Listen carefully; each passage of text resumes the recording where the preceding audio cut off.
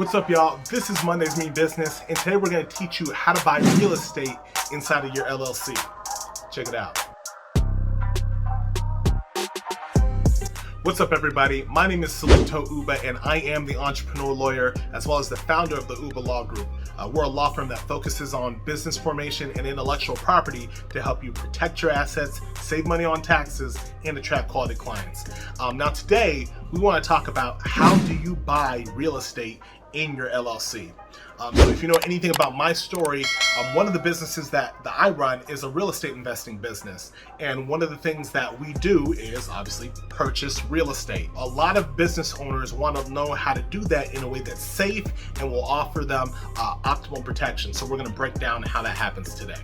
Now, people obviously primarily purchase real estate for their own purposes, as a house to live in for themselves and their family. And the road for that is pretty straightforward. You go to the mortgage broker, you get a loan, and you pay off the house in X amount of years. However, when you're purchasing a house for business purposes, you actually want to make sure that you get the property under your LLC name and in your business and not in your personal name. And here's why. There's a lot of reasons, but I'm just going to drop two of them. So firstly, if the house is in your personal name, anything that happens, you are directly responsible.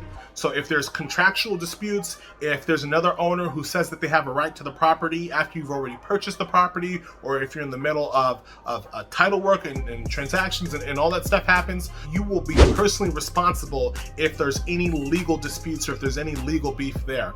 So your name is personally on the hook. You're going to be personally responsible if you purchase that house in your own name. Next, if you're doing like a fix and flip property and you have a contractor or somebody that injures themselves on your property, you can be sued personally. Or if you have a rental that you're renting out to tenants and they slip and fall, they injure themselves, the house has mold, there's some unknown defect that occurs, and they have some sort of injury, you can also be held personally responsible if the house is in your personal name. So that's one of the reasons why it's really risky to own real estate in your personal name and not in an LLC. Now another reason why it's risky really kind of applies to the tenant-landlord situation. If you're the owner of a property and it's purchased in your personal name, your tenants can find this out. You can just go to your local county assessor's website and you can look up the owner of all the properties in a county. That information is public information, and so what you don't want happening is someone looking up that you own this property and then they look up all the other assets that you own in that county or that surrounding area, and they realize that you are now a target.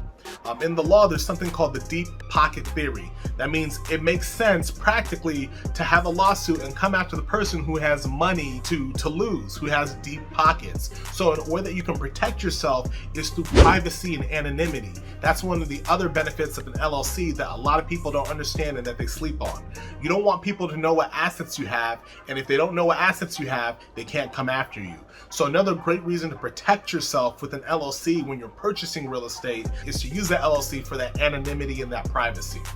Okay, now, how do we do it? So there's two main ways I'm going to talk about. One is really straightforward, the other is a little bit more complicated. Now the straightforward way is if you're purchasing the property with cash. If you're purchasing the property with cash, you just need to have a legitimate LLC set up, all that paperwork, all the internals. You want to have a performing LLC ready to go. And then you just need to make sure that you take title to the property in the LLC and not in your personal name. That's very important. The LLC needs to be the owner. The LLC needs to be the entity that owns the deed to that property, and you're only operating as the owner or the manager or whatever function under the LLC. Make sure the LLC is the one that's on title and it's the one that has the deed to the property, not you personally.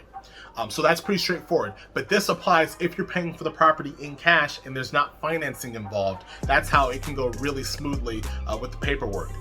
If there is financing involved, then things get a little bit more complicated because traditional financing, like a mortgage broker, and you're just going to a bank or finding a mortgage broker online or something like that, it's going to be a little bit harder to do that through your LLC unless you have an established credit history. They'll look at your credit history, they'll look at things like your paydex score, they're going to look at things that indicate that this business has been in existence for a while and they have a reputation that makes mortgages and banks feel comfortable with loaning you money.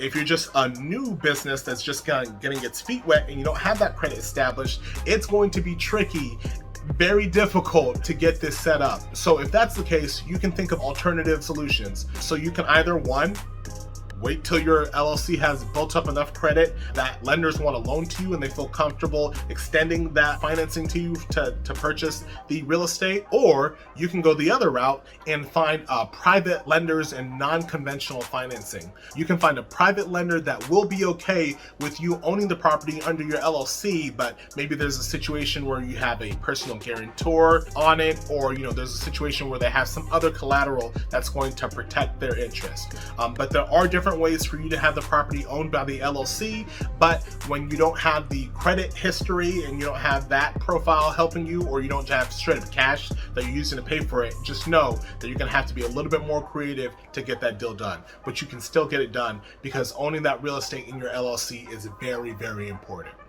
Anyway, so that's it. You want to make sure if you're purchasing real estate, I know I have a lot of followers and I have a lot of supporters and people who follow our channel that do real estate investing. Just know that this is a very important part of owning your real estate and making sure that you are protected on all sides. So if you have any questions, feel free to drop them in the comments. I'll definitely respond to them as much as I can.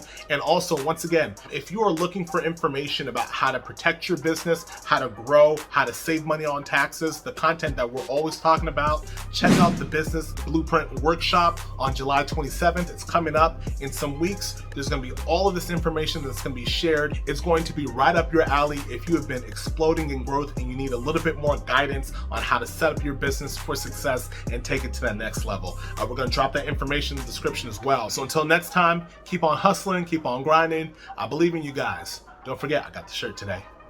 Mondays mean business. Peace.